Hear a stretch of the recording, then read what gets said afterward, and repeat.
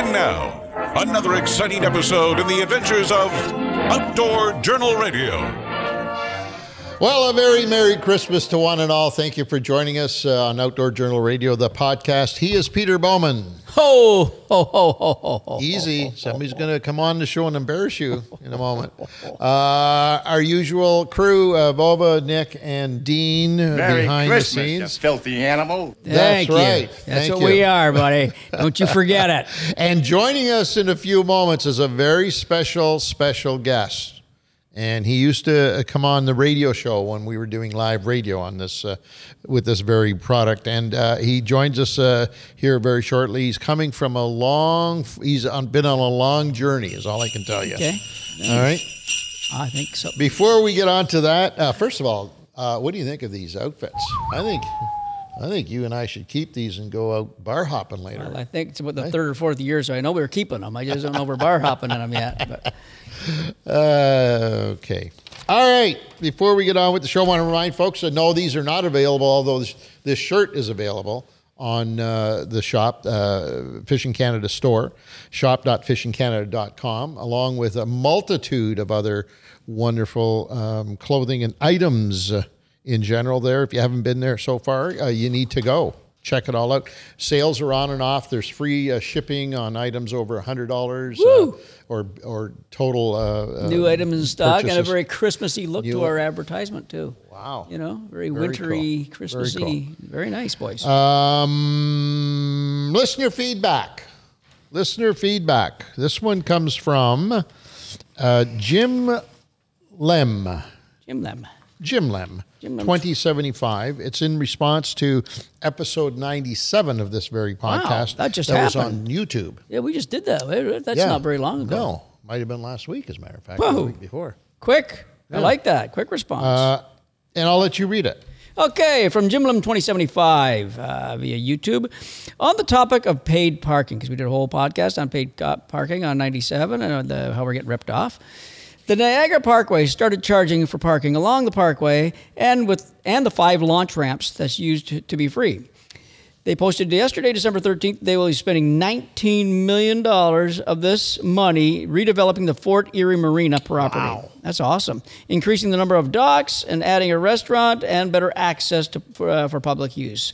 When they started charging, they promised to improve these properties, so I myself do not mind paying in this case, and that's exactly what we were saying. If there's, If the money's going to go back to the proper, but I'll tell you what, buddy, that's a lot of money. You and I need to be getting into the parking business. We need to buy some land. 19 mil, and it looks like it's just about. I don't know how long it's been going for, but woo, that's a lot of revenue. Wow, but good for them. But you know what? If they're doing that, obviously, once the improvements have been made, everybody that's paying into it will be able to enjoy them and take advantage of them. So I think there is probably a limit to that concept and that thinking, but let's put it this way. At least it is going to the right places. But when they increase the parking and launching pricing to a point where it's ridiculous, rate, yeah. And don't tell you why. Exactly.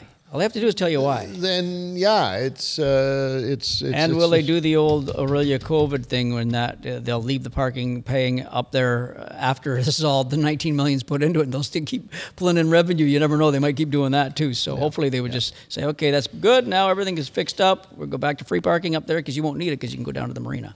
So that'd be nice. Good. That's good. If it's going back into the property. Yeah, at least they're the being area, told. I think it's awesome. On the podcast network highlight, the DOALO, Diaries of a Lodge Owner, episode 23. We're giving him a lot of airtime, aren't we? It seems to be. Is there a like deal going on between got you something and going on? No, Mr. it goes back and Nitzwicki? forth. It Yeah? goes back and forth. Everyone comes- gets theirs. And they all shows up some Okay. in the Stevie long didn't run. give you a bottle of whiskey for Christmas extra or anything like that? No comment.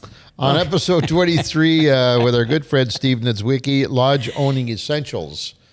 And he talks about various things that you must do as a lodge owner.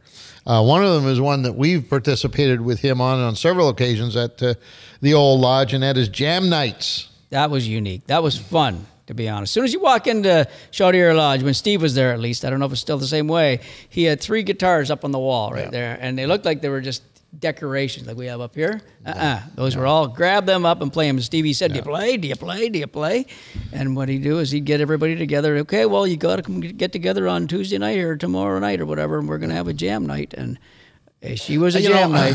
I mean, it was enjoyable. It was great for us to participate in those. But can you imagine as just a regular person going to the lodge, say, for the first time, and having a wonderful day out in the water and having a great meal in the dining room and meeting some friends, etc.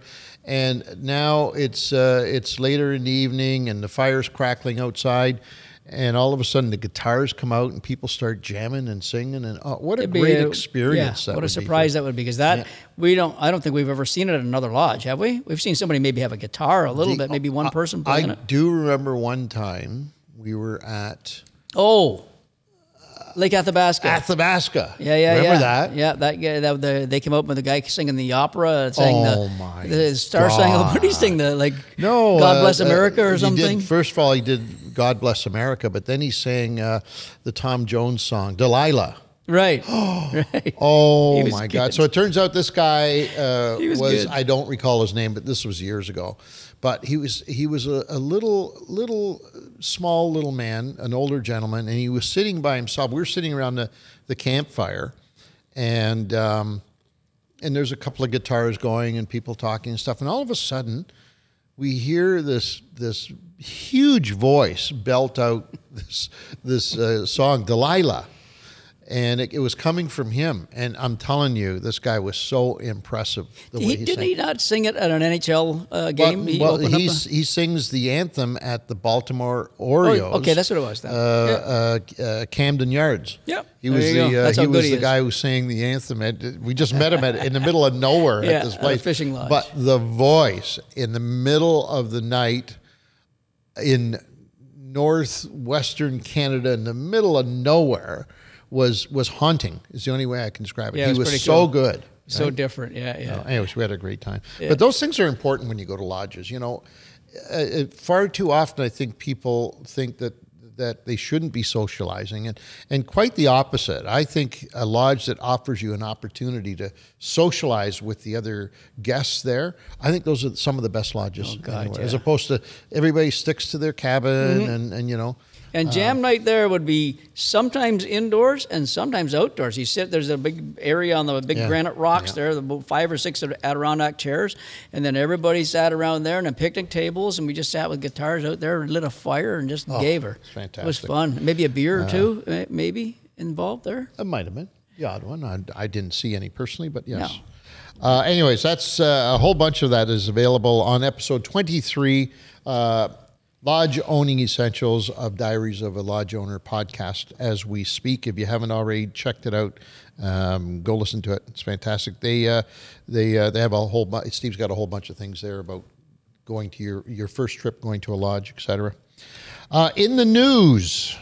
This is a biggie in our industry for you and I, for sure. Well, I think so. It's something we heard rumor of, but we didn't know what. We just got confirmation. After, I think, 19 years or 20 years in the business, Fishful Thinking Show will be closing its doors on Global Television Network, at least. Host Charlie Ray, we've run into him on a few occasions at special events and stuff. Nice individual. Nice guy, yeah. Does a great job of doing the show, has for a number of years, but I guess he's not that old. Well, he's not as old as us, that's for sure. Well, who is? True. Maybe Dirt. True.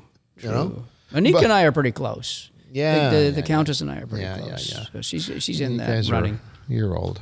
Yeah. But anyways, so we wish him the best of luck. I understand, did we not try and contact him? I did try to reach out. He wasn't that interested in coming on. But he didn't want to come on the show? No. Oh. We wanted to have him on to announce it because he didn't make much of an announcement. No, I mean, we had Bob Azumi on when he retired. We did, yeah. That's right. So I thought, anyways, okay, well, hey, Charlie. Tough luck, Charlie. That's the way it goes. Best of luck in your new endeavor, whatever that may be. You're too young to retire, so obviously you're going to have to take a job somewhere. Yeah, I wonder that's weird how you'd, Where would you go? Like, did he have a trade before? Who knows? Right? Nobody knows anything about Charlie. He's like a ghost almost. An enigma. Right? An enigma. Yeah. That's what it is. We didn't know him beforehand. We don't know him after. So there you go. What do you think of that now? I mean, we are the last man standing in that whole the outdoor block, which started on Global. I think the block itself started about 30 years ago. Yeah. And it got to a point where we had 6 or 7 programs, all ranging from 6 a.m. Saturday morning right there till was 11. quite a run there for a while, wasn't there? All kinds. Yeah. And one by one, the block. They've been dropping off. Yeah. And here we are. Block. I don't know what to think of it. We're the last Lego piece. I don't know what to think of it. In the set, buddy. So, I don't know if so have you heard that Mariko Izumi's show is done now too then? Okay. Yes, so it's gone too. No longer on Global. Wow. On Global. Right, so, on Global. Yeah. Right. So on Global Television Network, Saturday mornings at 8 a.m. will be the Fishing Canada show that will be surrounded by infomercials. Apparently, all of the time slots were purchased by infomercials. So we may be, between a Dr. Hose, a special little, foot machine there, and I don't know what else. There's all kinds of infomercials. So well, this could be. It might be good for us if there was fans that were on the edge of the fence for us. Maybe I like them now, but they like Charlie. Well, now they don't have. The only thing they got is us. So maybe no choice. They got no choice. Say we win by default. We win by high five, mate. High five. Yeah, Nice. Thank you, Charlie. You're a nice guy. You Anyways, never know. It's gonna be weird. I mean, and then what happens if and when the Fishing Canada show? We're not gonna even say that. But what would happen then? Global would have 0 fishing shows on their outdoor block. That would just be weird. Yeah, but it's a sign of the times. I think YouTube is taking its fair share of that. And oh yeah, we will continue to do what we do for as long as we can. How's that? Yeah, for assurances. Get these young guys involved a little more. You know what I mean? To keep the ball rolling too. Why not? Right. All right. So what we're going to do now? We're going to do the rest of the show is going to be basically Q&A. I like Q&As. You asked and we will answer. But to be the master of ceremonies for the Q&A and asking the questions of us, we thought we would bring in a very, very, very old and dear friend of the show. He is none other than Mr. Claus himself. Santa, come on in. How are you, Santa? Come on. There you go, Santa. Hi, Santa. Hello, Mr. How are you, buddy? How are you? Good, how are you? You're looking good, buddy. Good. You look younger. Last year you looked older. You're looking I good. had some meat Stuff. care. Okay, nice. Good man. Good man, Santa. All right, put on your headset there, Santa. Yeah, will it fit over all that gear, Santa? Well, we're going to try. Got that Ted Nugent hair going on there. They don't have all these fancy gizmos in the North Pole. No? Okay, Santa. Well, as Santa gets, Saint Nick. There's jolly old Saint Nick. There it is right there. There you go. There you go. Look at you. Look at that guy. Hey, that goes on your ears, not on your eyes in the back of your head. Volva, maybe we can get you to give Santa a hand here. How's that? There he goes. You need to I get think on he's got camera. it. I think he's got it. Got it? Beautiful. Can you hear us, Nick? Santa can see now. There you go. Saint Nick. Volva wasn't jumping at the opportunity to come on camera, Volva is was he? still not jumping No. right now. Volva doesn't listen to Volva's you. been a very naughty boy this year. Hey, Volva's not getting. Hey, is he going to get any good presents, Santa, or is he a little cold? Not even getting cold. No. I got some dog poop in my backyard. You can put in a stocking if you want. Well, Yeah. we'll talk about that after. Okay, buddy. All right. Very good. All right, Santa, start us away, buddy. Okay, this comes from Hayden Walters in Manitoba. Oh, it's going to be cold there right now. Ooh, baby. He wants to know, do wild fish and game ever make it to your table for Christmas dinner? Wow. Wow. That's a great question. Hayden. I can tell you that game for sure. I think pretty much every Christmas I try and have something involving game, whether it's wild boar or bison. I have a special one for this year. I can't quite divulge it at this point, but we will be talking about it after Christmas, I guarantee you. Okay. It's going to be it's going to be quite the Better quite than the that treat. triage you did the other last time? Well, that had wild boar jowl in it. No, I meant the 3-bird triage. Or whatever Oh, you did the there. turkey and chicken deboned and it. deboned. Yeah, yeah. It's better Oh than no, that, eh? this is not as that. That was like a major event. Okay. So no. This is just a little I'm coming something. to your house for Christmas, buddy. Cause, You're always welcome.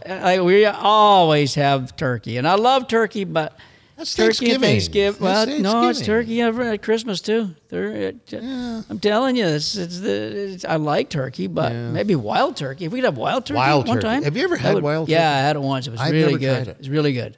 Really put it in a deep fryer, and oh my God. If you cook it right- Santa, have you had wild turkey? I don't know. Oh, you I've don't eaten know? a lot of things in the North Pole. True, that's true. I don't really. Mrs. Claus deals with all that stuff, and Sometimes- the elves go and get the food for her. And sometimes it's better not to know, right? I don't think even I ask. want to know. Have you ever cut up a reindeer steak, Santa? Ooh. Santa won't elaborate much further. Santa got hungry one time. The didn't tell 30s anybody. were a very rough time, even in the North Pole. Merry Christmas, you filthy animal. Atta boy, Santa. So no for me and yes for Ange in Hayden's question is So wild no, game or no fish. wild fish or nothing. Nothing. All right, we are so down the tunnel vision. Wow. And I mean, it's a family thing. It's been a Yeah. family thing, and it still is a family thing. So Yeah. I let them Do their thing. do their thing, That's and cool. I just help with whatever I can. And I carve the turkey every year and eat it. There you go. Damn There's it. nothing Perfect. wrong with that, No. Mr. Bowman. Thank No. you, Santa. Thank you, Santa. Okay, Lawrence Benandy from Ontario wants to know what species is use the scent. Whoa, Santa can't read today.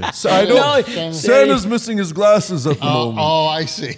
I thought But- maybe Santa, participated in a little bit of high test on the way in. No, That's after the show, right, Santa? all right. That's when we After get the back to show. the North Pole. Okay, Right. well, we're So right there Lawrence with you. wants to know what species is the use of scent most important, and which would really benefit the most when it isn't really used.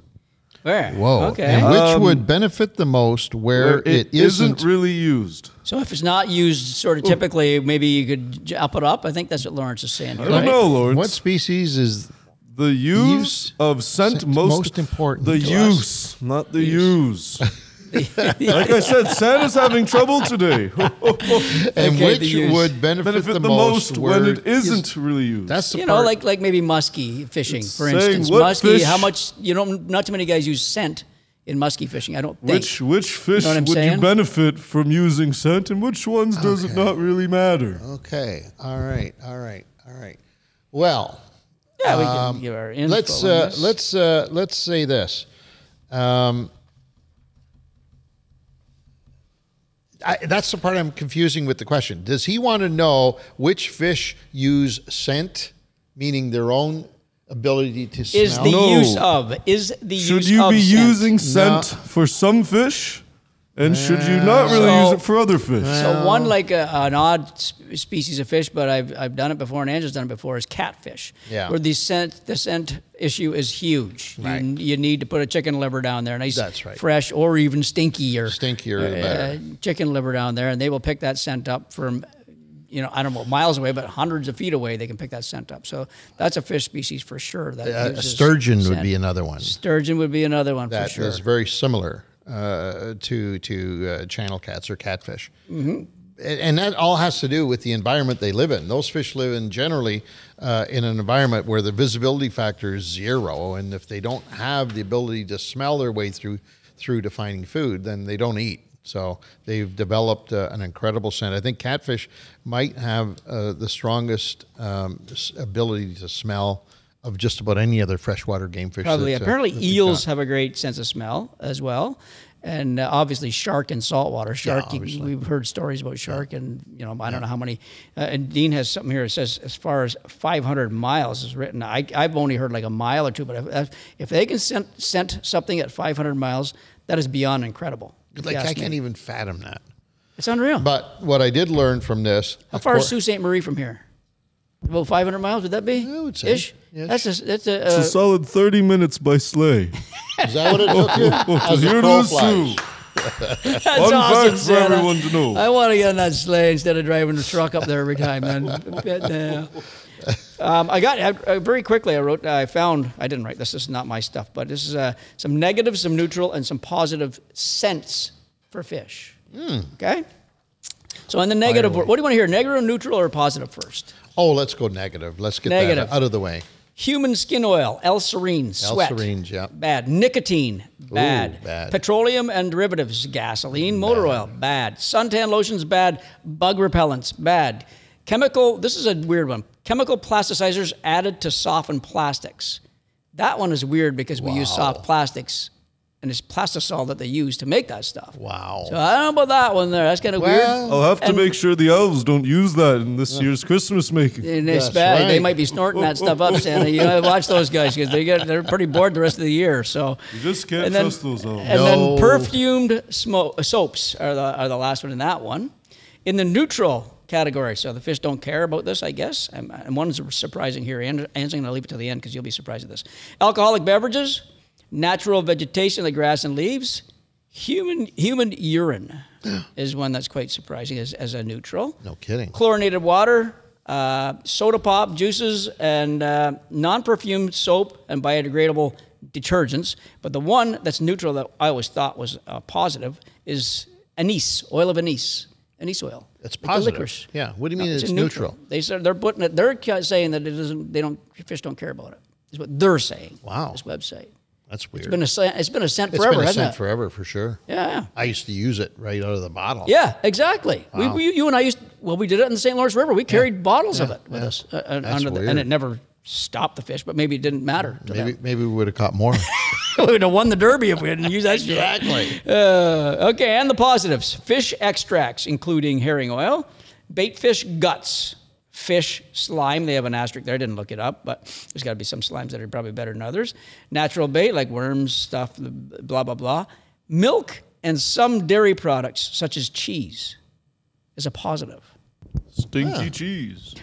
And the last one, human saliva. So you should just dip it in your mouth and cast it out. That's interesting. That's really interesting. I remember how credible these guys I remember are, one thing you and I did a while ago, and then we stopped for some reason because it was just too much damn work is why we stopped. But do you remember... Are we licking our worms, making them even better? You remember Coleman had the... the machine that would allow you to... It was a marinating deal. Oh. But it worked on that vacuum. A vacuum sealer. The vacuum sealer, but then you had a marinating dish. Right. That you could put yes. product in their case, you put meat in there, to it or whatever. and then you stick the hose to it, and it would draw all of the juices into the meat. Mm-hmm. So we said, if that's the case, we did that at Hasty Lake. Remember, we did Hasty Lake. Yeah. If that's the case, if we just get a whole bunch of minnows and or worms and or crayfish and or anything that bass will eat and grind them up and put it in the marinator and then put our baits in the marinator and turn it on and get it to suck all those juices into the baits, it ought to really work good. And we did it. Man, was that a messy project? It was an awful It was terrible. Especially him. He's OCD and anything cleanliness and all that, and all his guts was everywhere. But the worst part was that we did it on probably the best bass lake on the planet, where it didn't matter. You could pour some of those things that are negative stuff there, some gasoline along with some sweat and a bit of nicotine after your cigarette there. It don't matter because the fish are going to bite anyways. So we said, wow, this works really good. Yeah, no kidding. And we stopped real quick. We was done with it. It was done. So the one thing there's a couple things that fish, we'll go quickly on this, that fish use to their advantage in smelling. The one for feeding they're called amino acids. Everybody's probably heard of amino acids. They're the elements that make up proteins. And that's what they use. If they're feeding on crayfish constantly, they learn the amino acids in crayfish, and they'll stay on that. They'll say, I can smell that, and they're kind of keen to that. The other thing fish smell, and this is an interesting one, it's pheromones. And it's only pheromones amongst each other. So largemouth can only smell their largemouth pheromones. Muskies only smell the muskies pheromones. They don't smell the other fish's pheromones, from what I've been reading on anyways, or learned throughout my life. And And one of the big things with that is if a bass got hit by a muskie and he had an open wound or an injury, the other bass sensed that. Open wound. The open wound, and they say, uh-oh, something's wrong. It's time to leave. Take cover, get out of here. Yeah. That's pretty cool, eh? And think about that, because you and I have debated about this issue. Well, more so I did with Reno all those years I was fishing tournaments with him, debating the issue of if we're practicing catch and release today and we're on a school of fish and we start releasing fish into that school, are we sending a signal out to that school of fish? Right. Hey, get the hell out of here, because I just got caught. And luckily, I don't know what happened, but they put me back here, but we need to run. Mm-hmm. So let's just say you hook that fish. He's got a little bleeding coming out of his mouth. Nothing damaging to the fish, but those other fish can smell that. Exactly. So really, releasing fish on top of fish is probably not a good idea. Correct. We do that all the time. We do it all the time. All the time when you think about it. One other quick thing, Sanda, before I know you want to move on. You got appointments I or gotta something? go get the toys ready. Oh, okay. Well, hang on. Before you go there, this is the part I found most interesting about this write-up that Dean provided us in terms of scent, and that is about salmon that return to their paternal streams where they were originally born. Imprinted, right? Well, we've been calling it imprinting, but it's actually a scent. And so from thousands of miles, these fish, obviously, for whatever reason, start heading towards that stream or that trickle of water that they were born in originally, because they can smell it. It's crazy. How does that work? How do it work, right? Dean, how does that work? I don't know. I read that and I put it in there because I didn't know that. I didn't either. But how do they know that? Like, how does anyone know that? How do the people know that? Yeah, like how does people study that? I was trying to look into it and I couldn't really find. How do they prove that, right? The biologists and stuff like that. Well, Santa, you should know the answer to that question. You know everything, right? I've been around a long time. Yeah. I haven't decided to study salmon all that much. Oh, what are you studying, Do you eat Santa? salmon, Santa? Do you like eating? Milk and cookies are the main diet. Okay. Yeah, by the way, sushi's pretty good, Santa. Maybe you might They time to backed think on. to change that You know, diet. here's something with the way my belly is Mr. Viola, you're getting there. Oh, thank you. Working on I it. want to be you when I grow up. I've told you that from the beginning Well, you of got time. that fabulous hat and the, Exactly. how do you Italians say, a fugazi beard. So, One more, very quickly, one more thing Dean had written down here is that a salmon, they call it almost a supernatural sense of smell. They can detect when a man sticks his hand, or human, we'll say human, sticks their hand in the water 100 feet upstream. So 100 feet up, put your hand in the water, take it out, and a salmon, once it gets down there, the salmon can smell that. I think that's supposed to be down. Oh, if the human is upstream. And the scent goes downstream 100 feet. That's pretty good, too. Think about that. So, I mean, you're releasing other salmon. Of course, the pheromones from that salmon, it's going downstream, right? You might as well not be anything. You better keep going up, work your way upstream, because you ain't going to get anything downstream. So that's interesting. There goes Joe for his little Christmas break. have a Merry Christmas, Joe. Yeah. Off he goes. You got some good gifts lined up for Joe, Santa? Joe was an okay kind of guy this year. Oh, good. You Had a good. very good amount of Christmas breaks. Nice, because last year he wasn't a good boy, that's for sure. No, he learned. No, he learned good.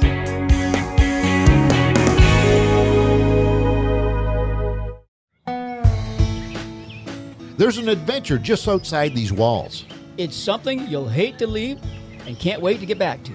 It's a place where memories are made and bonds are forged. For some, it's hitting the trails. For others, it's a weekend at the lake. It's a place full of campfires and quality time. This year, take some time to reconnect with friends, family, and nature. No matter what adventures await you, Coleman has the gear you need.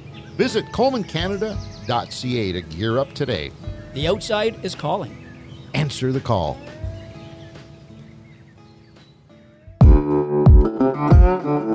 How did a small-town sheet metal mechanic come to build one of Canada's most iconic fishing lodges?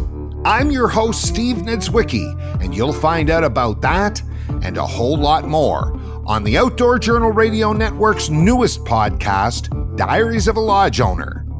But this podcast will be more than that. Every week on Diaries of a Lodge Owner, I'm going to introduce you to a ton of great people, share their stories of our trials, tribulations, and inspirations. Learn and have plenty of laughs along the way. Meanwhile, we're sitting there bobbing along trying to figure out how to catch a bass. And we both decided one day we were going to be on television doing a fishing show. My hands get sore a little bit when I'm reeling in all those bass in the summertime, but might be for more fishing than it was punching. You so confidently you said, "Hey Pat, have you ever eaten a drum?" Find Diaries of a Lodge Owner now on Spotify, Apple Podcasts, or wherever you get your podcast. Good. All right, let's go to number 3, Santa. Stephen Doherty wants to know, what's your favorite Where's go-to- Steven from? He's from Alberta. Thank you, Santa. Sorry. He wants to know what your favorite go-to Christmas movie is. Wow. I don't have a Christmas movie, but I always have loved Rudolph, the show, just Rudolph with is the clay that great? animation. It's the best of all best. I still watch it to this day. It's so good. I just love it. I just love it. I'll let him know that you're a fan when I get back. Thank you. that's- Cornelius, too. I like Cornelius. Oh, you like in there. Cornelius? Yeah, he was cool. The Klondike Yeah. gold mine guy there. Yeah. What about you, Mr. Viola? Well, that one would certainly be at the top of my list, but I am a fan of Chevy, and the Christmas vacation is like That's good. That's it's very out of good this for world. sure. And That is- it's the type of movie that you can go back every Oh, year, yeah. and Yeah, it's yeah. just as funny. Yeah. And even though you know what's coming up, you know every line is just one of those funny. That's a good choice. How about you, That's a good Santa? choice. Well, I'm a star in most of these movies, so it's Well, yeah. hard to pick from them. Very but- biased, right? You can't They're be very unbiased. Although there's nothing wrong with How the Grinch Stole Christmas. You like that? Wow, that's like a nightmare for you, isn't it? It's, I watch it to prepare every year in case he tries something. Yeah, good thinking. Good thinking. Yeah, A yeah, defensive role. Yeah. Yeah. All I like right. that. Although my elves have told me that sometimes you're called the Grinch. Well, I have been And called. I that. would like to know why that is. I have no idea. I have absolutely no idea. Santa, the rest of the crew will have a meeting with you afterwards when Mr. Viola goes home. Just We'll meet let me you in. out tonight afterwards. Okay, buddy. We'll have a nice cold beer by your sleigh. Dean, what's your favorite Christmas movie? Probably It's a Wonderful Life. Yeah. Old one. But Okay. yeah, I'd say that's probably it. Okay. Is there a least favorite for anybody? Because I have one. What's that? I don't like Elf. No, I no, like I it. wasn't. a big- Will Ferrell is just, and that one I like Will at times, and sometimes I don't. But that Elf movie, I just didn't. How it was about just weird. Scrooge? How about Scrooge? I like Scrooge. Yeah. That was a good movie. Yeah. That was a good movie. The original. the original. That was a good one too. So. Cool. I Do you have a- already do you have a know least Buddy favorite? is going to be sad hearing that you don't really like him. Really? Oh boy. He's a very jolly little elf. Though he's not I know. that little. He's not little. He's a big, jolly big elf. That's for sure. We don't make fun of Buddy's size anymore. No, that's yes. I know that one, Santa. Thank you for spreading the word on that. You're a good man. Thank you. Next. Now, Michael Hall from Ontario. Ontario. Ontario. Oh boy, it's a long one. Oh. It's a Michael long one. wants to know, do fish that prey on other fish taste different than those who eat plants or insects? In land-based species, a wolf's meat would be considered stringy and gross compared to the meat of a cow. Or is fish meat just softer all around so there's not that much difference?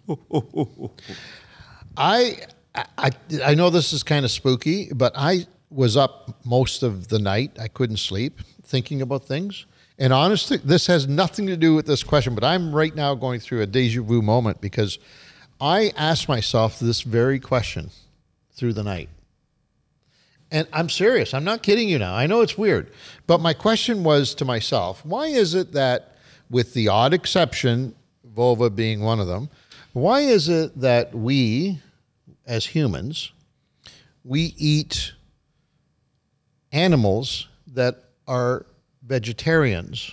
We do not, as a rule, eat animals that are carnivores.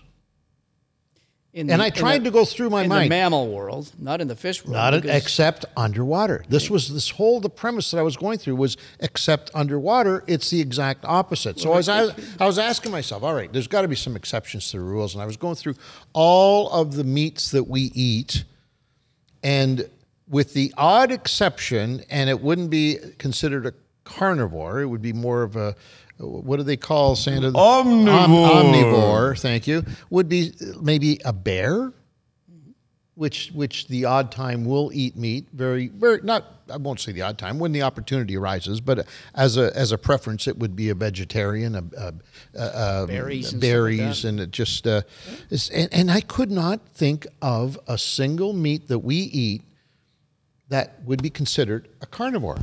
I've gone to Florida now once a year most of my life, and I can say they eat a lot of gator down there.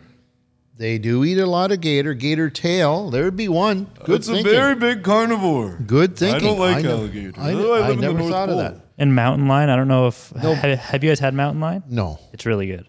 Really? Yeah, it's really good. I think they're pure carnivores, I think. Yeah. Oh, yeah. mountain lion Mountain would be lions for sure. Yeah. And same with gators. Yeah. So there's two. Okay. But both of those are very rare, and you don't. The majority of people are not even exposed to meats from those animals, right?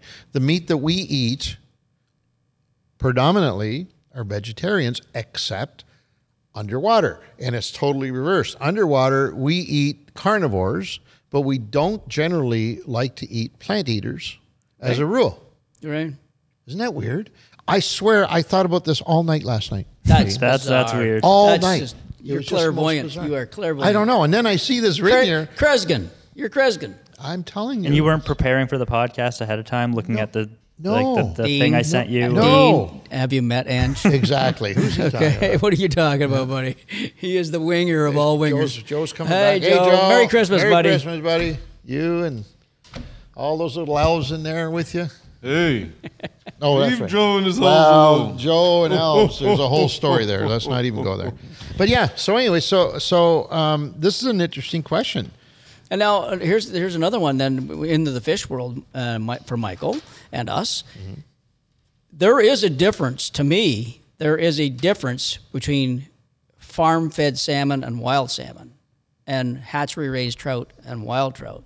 And I know our fish, the wild fish, do eat more, but they still eat bugs and everything else. But they're more eating fish too, right? They eat like salmon. They're carnivores. They're just carnivores. We'll call They them eat carnivores. alewives like crazy, and they taste better than than this perfect food that they give these. And a lot of the food that they're given is derivatives of plants. Plants, exactly. That's the deal, right? So and you can taste the difference. You can taste the difference. Oh, without question. Yeah, for sure. Without question. It's yeah. So, anyways, it's a fascinating subject. I'm tired of it a little bit because I've been at it all night. But I don't know what else we can add to this. But it is a great observation that we do definitely. Yeah. I bet you Michael's question has opened up a lot of eyes just listening right now. They're What fish do we eat that would be considered plant eaters? Oh, I don't think we have carp. If you ever ate carp, would be the one. But once Even again, that, they're mollusks once and again, crayfish, it's a crustaceans. small sector of Whitefish, they eat insects mostly. Yeah. Dean, is that? Yeah, they eat a lot of insects. Whitefish is pretty Well, good it'd be eating, hard but- to eat a fish that doesn't eat meat because how would you catch them? Yeah. You got to catch them on something they're Catch chasing them that to they're eat. Yeah. Unless you're a fly fisherman like you. Yeah. But even that, They eat is bugs kind and of fish, yeah. does a bug make it carnivorous? It's not meat. No, Yeah, like maybe. a turkey's not a carnivore, but they eat a lot of bugs. Yeah. So, yeah. It's a good one. Very interesting to note. Now, question number 5 is Michael Hanna from Michigan. Michigan, nice. I love hearing about Michael our wants to know, what do you guys think about drowning your Christmas trees in a lake after the holiday season is over? I'm going to get in trouble on this one. Michael, don't do it. This is not very good. I don't like seeing, and I have to go put your name in the naughty list, and don't put your trees in the Michael's lake. saying he's seen it done. He didn't say he's done it. I'm just warning Michael to not do it. Yeah. First of all, I don't know for a fact, but I do believe it is illegal, and certainly in some parts, some jurisdictions. I've tried to look into it, and from what I could tell, it is illegal. It is. Back in the day. I don't know if it's changed now, but what we're talking about, in case people don't realize this, is taking your old Christmas trees or any kind of brush, they call it brush piles, and taking some anchors and dropping them down in the lake somewhere for fish habitat. And then you can go back to that, you mark it with your GPS, and you go back to that, and you fish that area. But you're doing that, Is it legal or is it illegal? I think it's illegal in most places. I think it is, anyways. From what I don't see why though. I don't either. I mean, it's organic.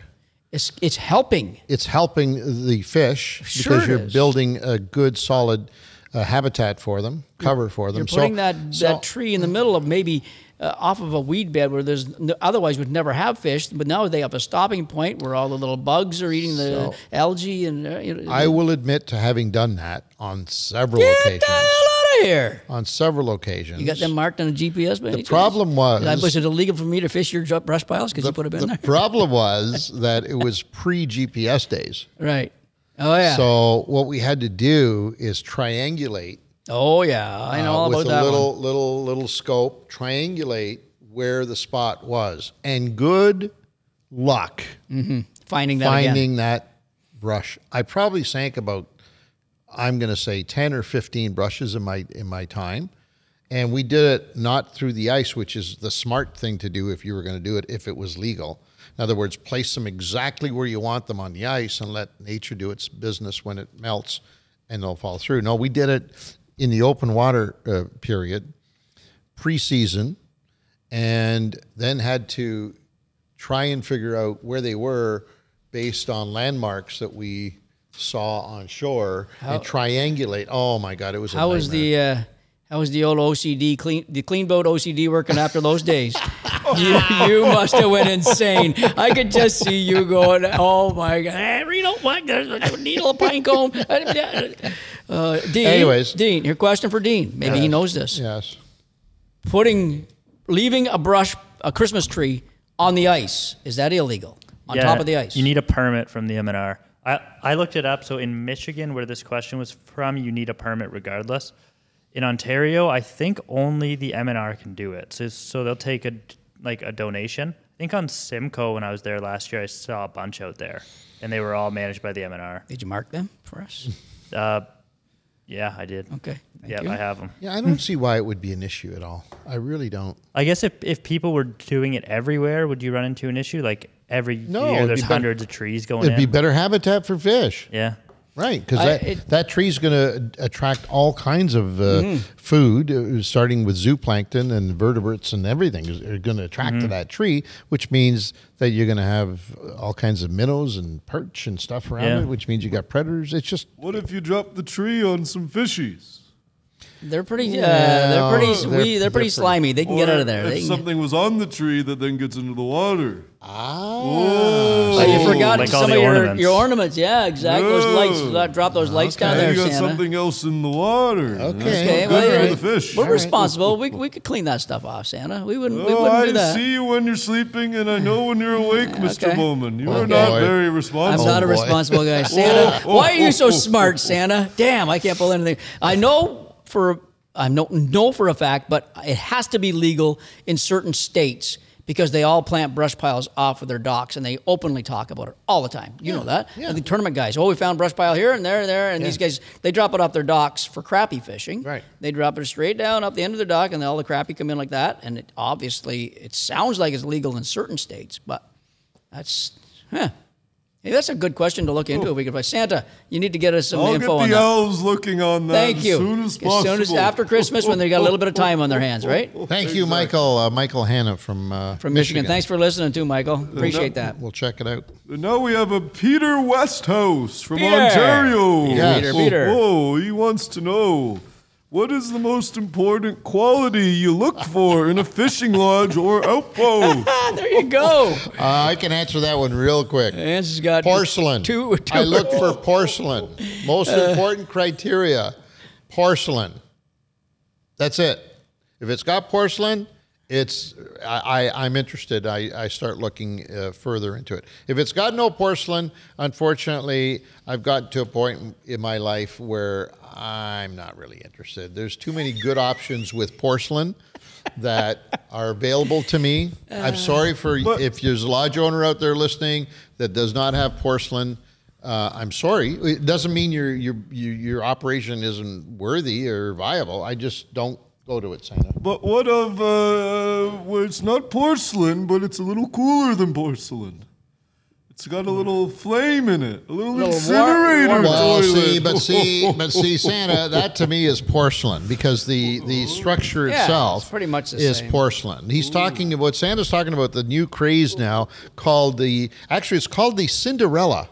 I just found out. That's called it's the brand. The brand is Cinderella. I have 3 of them in the workshop for the elves. There you go, right? Because they must really... and all the pipes freeze up there. Right. So it's a little easier now. Santa, when you're flying 5,000 yards above this building right now and you got to take a poop, what happens? I fly over top of your house, Mr. Bowman. Is that what I thought that was dog shit in my backyard. It's yours. Santa poops. Wow.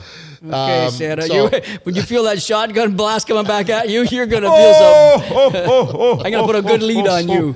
So, aside from porcelain, which is important, I'm not joking, it's important to me, and it might be important to a lot of people out there, but, if not, then so be it. I'm not a big outhouse guy anymore. I've done it for way too many over the 40-year career, and so I would like to have something a little more civilized. But aside from that, I'm more into most of these lakes from a fishability standpoint are all good. If it's an outpost especially, chances are real good. Doesn't get a lot of fishing pressure. So we do a bit of research and homework on it in terms of the fishery itself, but for the most part, that kind of looks after itself. So then the only thing left are creature comforts. I mentioned one, but once again, I want to say that this is nothing wrong against a real rustic operation, a place where you go into and it is truly, truly a rustic experience. That's all well and good if we're not shooting a fishing show. If we're just in there on our own, that works. But when we have to work the number of hours we put in every day, some of those creature comforts are important, man. I mean, aside from a washroom, running water. As simple as that's a simple huge thing one. like running water. That's huge. That's absolutely huge. Even if it's lake water, it doesn't matter. Yeah. I'm not Pump talking it right in from the lake. I'm not Absolutely. talking about drinking water. I'm talking about running water so that you can just do the bare essentials. Yeah, we can heat it up on the stove. We'll take a pot of that and heat it up on the stove. But so you can clean some of the food off of your plates and wash stuff. I mean, yeah, that's really important to me. That's a big one for sure. I have one as well, and I only picked this up after working here. But if you go on the website and there's no pictures of the fish alive, you're probably in trouble. Yeah, yeah. And that's one we actually come across a lot. Yeah. So that's something to keep an eye on. Stringers, and what Dean's talking about, fish on stringers. You know when a fish is alive and released alive, that walleye's got his fin sticking up and they're on the water. They're not, they're nowhere near Not in land. the cabin. That's not behind you right there. You're holding that in front of that. Hey, everybody, look at me. You know what I mean? So that's Lodge 88, huge. by That's the way. Lodge 88 right there, buddy. I love Lodge 88. Yeah, there's a good porcelain there, isn't there? Oh my God, they take porcelain to a whole new. Anyway, so I agree. sorry. Like I agree. The running water is huge. It's nice to have comfortable bed-ish. Like the mattress has got to be at least a little bit comfortable. You don't like know a what I slab mean? of plywood with a piece of foam on it? No, I like a nice foam. If it's a nice piece of foam, I'll take that as long as I can. It's comfortable. It's not like it's going to scrunch down to the plywood and you're going to feel like you're on the plywood. So that kind of stuff. And the way I judge it, if I was going to go fishing with my buds, me and Mikey Burris and my boys are going to go up. The better the fishing is, the less I care about whatever. If it's going to be phenomenal, if it's going to be Earth-style fishing, that little outpost cab that he has in there, if it's going to be like that kind of fishing, I'm going to eat and sleep in the cabin, and I'm going to fish all day and just catch them all day long. Look at this. So, he has Earth right there. How did he have that? I had it lined up. I know ahead of time what you guys are going to say. Oh, wow, you're as good as Santa. I've taught Dean a couple tricks for you two. This, by the way, this operation takes the outpost cabin concept to an entirely different level. So yes, this is perfect, but it's certainly not representative of an outpost camp. Well, he's got the little outpost camp there we went into. But you got a plane. You got a plane parked right there. They're the only outpost camp where you have a gymnasium where you had an actual. They built a set of barbells and dumbbells, and oh my God, it was good. But yeah, the better the fishing, the more I can put up with. I would deal with, but But I'd like that nice in between. You know, you can get some good fishing with some work, and then have the amenities, the running water. Running water. That's a huge one for sure. That's all. Doesn't even have to be hot. Although hot and cold is nice. It's better for sure. But you can heat it up if you want to. If you need warm water. But running water, I don't understand how you can run an operation in today's world without running water at the camp. That one Steve and I went up to Macocabatten. The camp was, it was typical camp, outpost camp. Certainly not pristine or whatever. But what he had there, he had Starlink to get. So if we wanted the internet or whatever to talk, I was texting Lisa. I think we could even talk on the phone there, and he had running water. You could have a shower in there. You can just go in and have a nice hot shower. Wow. You know what I mean? That's pretty much all we needed. And after that, a barbecue, we had a stove, and we had all that stuff. But the running water was so huge to be able to take a shower in that, because that you get kind of rank after about 4 or 5 days in there without showering and all that stuff. You mentioned something. I know everybody's going to poo-poo me on this one, but I don't rank connectivity that high up on the list. No, to be I honest don't with either. you.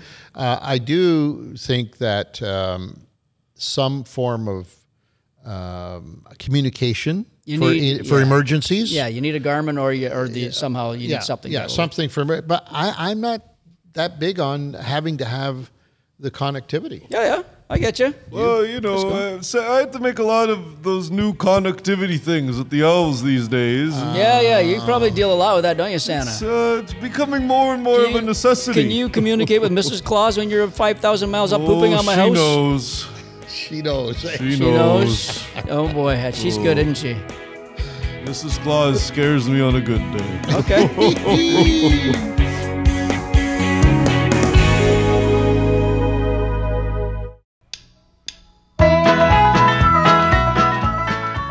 We interrupt this program to bring you the much-anticipated bonus code for the latest Fishing Canada giveaways. This week's code is Rudolph. That's all in caps. Merry Christmas, everybody. RUDOLPH. Just type that in the bonus code section of the contest and receive 100 free entries towards all of our current giveaways. For those of you who aren't entered yet, what are you waiting for? Head over to fishingcanada.com while you listen to the rest of this episode. Click Contests and sign up for all the latest Fishing Canada giveaways. And now, back to the episode. Good job. And the final question. Yes. From your fans. Yes. Is from Alan Renaud. Alan Renaud. You should never get a name wrong, Sammy. You should know everybody's name, okay? I can see them on the list, but I don't read them all the time. He's from Quebec, and he wants to know, what is the most memorable Christmas gift either of you have ever received? Wow. I know the answer to these. Do you? Well, I know everything. But you don't know. How do you know our favorites of all favorites? Oh, Santa knows. And I'd like to know what mine is then. I'd like you to say it first. I'll tell you if you're right or not. He'll tell you whether you're right. Can we get a Jim Kunda on Santa, please? Is there just a way?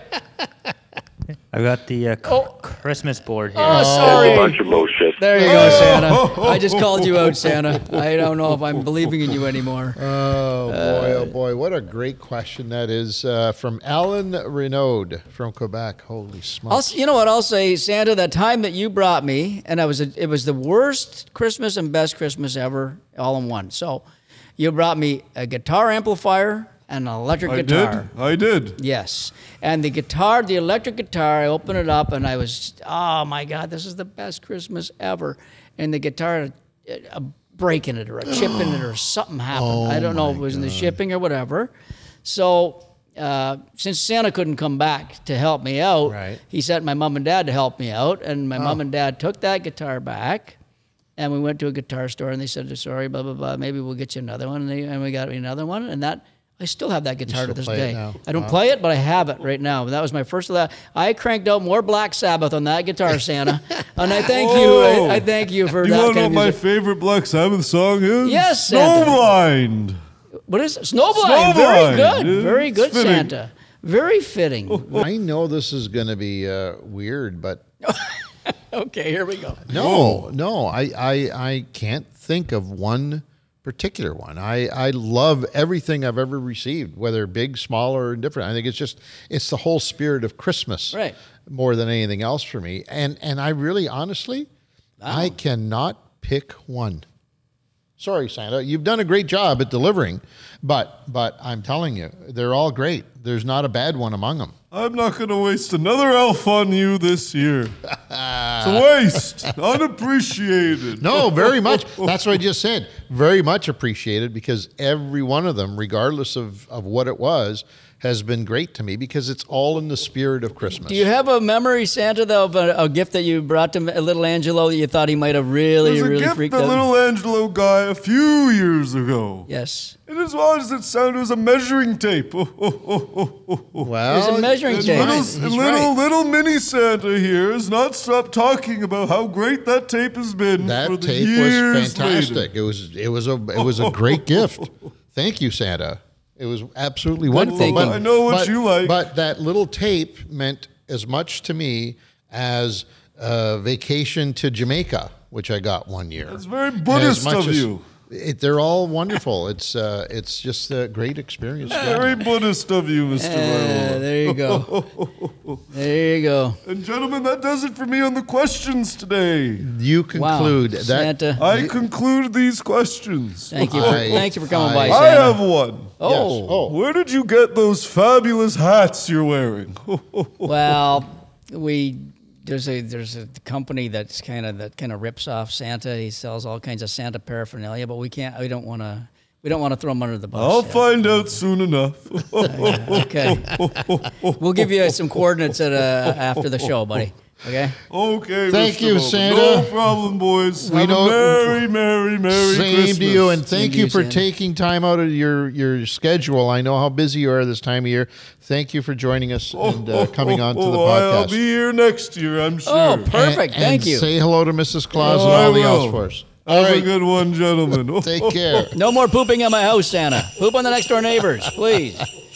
Santa Claus. Woo! Wow. Who The else? one and who only. else? Who else brings you Santa Claus? The one and only. On a podcast like this. Yeah. Think Right? about that. Think about it, Ange.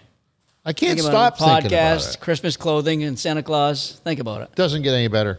Damn. I want to thank all of you for making this another wonderful year. I certainly hope, on behalf of the entire crew, that this is the very best Christmas that you'll ever have, and continued good wishes for the new year ahead, for sure. Yes. As we are all optimistic on a wonderful new year. Yes. Want to remind everybody about fishingcanada.com, the portal, the gateway to your next fishing adventure. Make sure you get there often. Contests galore, especially through the Christmas season. We're giving away all kinds of stuff, including, by the way, a wonderful trip that is going to be up on the, if it's not already there, will be available for the entire month of January for you to win on a place that Peter and I are going to be shooting at later on in the year. So Nordic Point Lodge, and it's going to be there courtesy of the good people from Diaries of a Lodge Owner, I understand. Yeah. Oh, very nice. Yeah. So Will's put up another trip? Nice. Yeah. That's awesome. So that's just one of many that you'll be able to. Can our lovely listeners, and I'm not 100% sure of this one, can they purchase gift certificates off of our store yet? Is that a... I don't think so yet. I don't think we Might be an we idea have made that. Yeah, you're right. That might be a pretty good idea to do. You know what I mean? They get what they want when they want, sort of thing. I will check into that. Okay. Be a great. I mean, forget Christmas gift, obviously. Anytime. But for birthdays, for Father's Day, Mother's Day, whatever. That's a wonderful idea. Thank you, sir. Put that in the suggestion box. Okay, I'll put that. That's don't you worry. That's going in. Because I get a commission on that. So of course you do. Oh, Santa! Oh, you lost your... I lost my hat. That's okay. You lost your hat, bud. All right, time to go. That's why that's a sign. That's it's time to go. I want to thank everybody for making a wonderful Christmas for us on behalf of the entire team. Boba, Nick, Saint Nick and Nick both, and Dean Taylor, our producer, Peter Bowman. I'm Angelo Viola. Thanks for joining us, folks, and have a very Merry Christmas season. Merry Christmas, everybody. Take care.